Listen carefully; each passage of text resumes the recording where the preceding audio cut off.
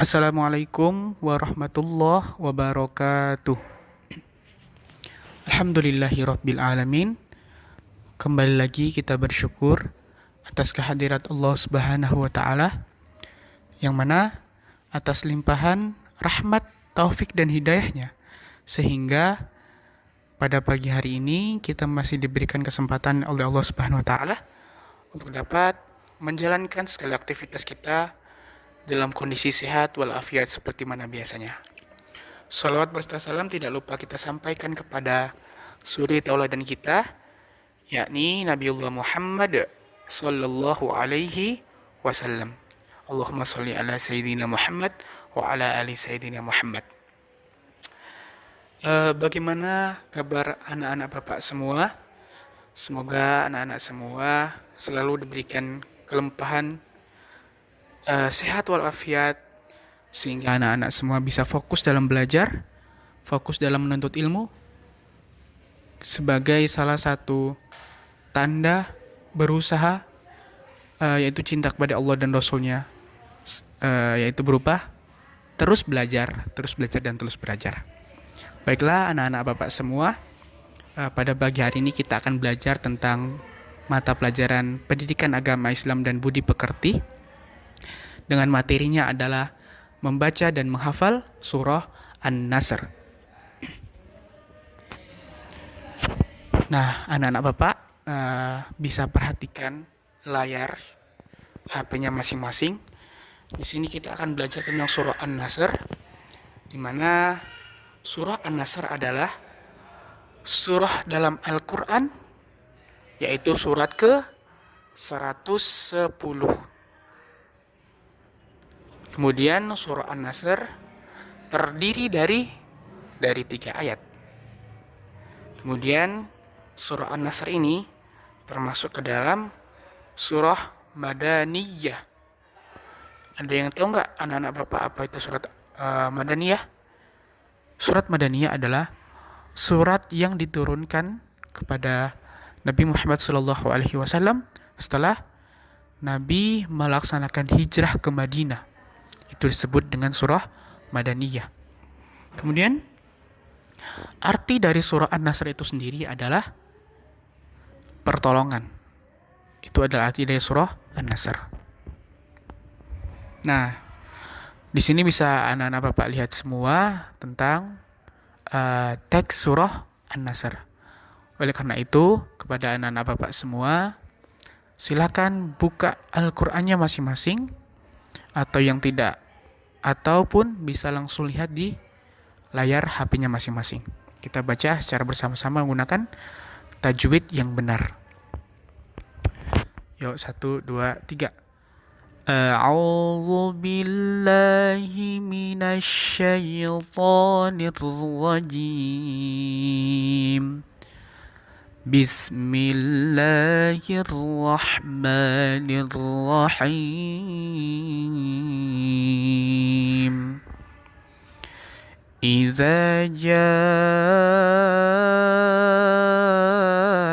nasrullahi wal fath wa ra'aitan الناس يدخلون في دين الله أفواجا فسبح بحمد ربك واستغفره إنه كان توابا Sadaqallahul azim. Kemudian kita juga lihat arti dari surah An-Nasr. Yang pertama, idza jaa nasrullahi wal fath. Artinya adalah apabila telah datang pertolongan Allah dan kemenangan. Kemudian ayat yang kedua, wa ra'aitan nasa yadkhuluna fi dinillahi afwaja. Dan kamu lihat manusia masuk agama Allah dengan berbondong-bondong. Kemudian bisa lihat juga ayat selanjutnya. Fasabbih bihamdi rabbika wastaghfir. Maka bertasbihlah dengan memuji Tuhanmu dan mohonlah ampun kepadanya. Innahu kana tawwaba. Sesungguhnya dia adalah maha penerima taubat. Nah, itu adalah arti dari surah An-Nasr yang terdiri dari 3 ayat. Kemudian bisa kita lihat di sini, anak-anak Bapak bisa lihat semua. Di sini ada beberapa yang ingin Bapak beritahu kepada anak-anak semua tentang hukum atau tajwid ataupun makhraj dari surah An-Nasr. Oke, anak-anak Bapak bisa perhatikan semua. Yang pertama adalah idza yang sudah bergaris merah yang paling awal di ayat pertama. Nah, itu adalah mad tabi'i, di mana dia dibaca 1 alif 2 harokat. Mungkin bisa anak-anak Bapak kira-kira sendiri berapanya, yaitu adalah 2 detik, mungkin kisaran 2 detik. Idza berganti langsung ke huruf selanjutnya, yaitu ketika ada huruf mad bertemu dengan tanda fathah, itu adalah huruf mad tabi'i.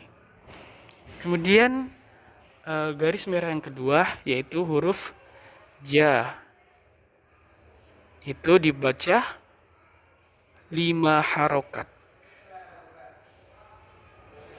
3 alif 6 harokat, kurang lebih kisaran 5-6 detik. Itu bisa anak-anak Bapak kira-kira sendiri, pakai feeling ya, pakai rasa, 5-6 detik. Kemudian di ayat selanjutnya, di ayat kedua, yang pertama adalah wa ra'aitan nas. Itu adalah khunnah, dia berdengung. Maka cara bacanya adalah ditahan. Wa ra'aitan nas. Jadi tidak boleh langsung, tidak boleh wa ra'aitan nas, tidak boleh, tapi wa ra'aitan nas. Jadi ditahan. Kemudian huruf kho itu adalah huruf pangkal tenggorokan. Jadi jangan sampai salah dalam menyebutkan hurufnya. Karena ketika kita salah menyebutkan huruf, maka artinya pun akan ikut berubah. Jadi tidak sesuai dengan apa yang telah diturunkan Allah Subhanahu wa taala. Kemudian yang ayat ketiga, yaitu ada 2 yang tanda baca pertama yaitu fasabbih, yang kedua adalah rabbika, di garis merah yang pertama dan kedua pada ayat ketiga. Itu adalah tasjid. Maka cara bacanya adalah ditahan sejenak. Bisa perhatikan anak Bapak, bukan fasabi tapi fasabbih. Fasabbih dan rabbika, bukan rabbika tapi rabbika. Jadi sama seperti 2 huruf yang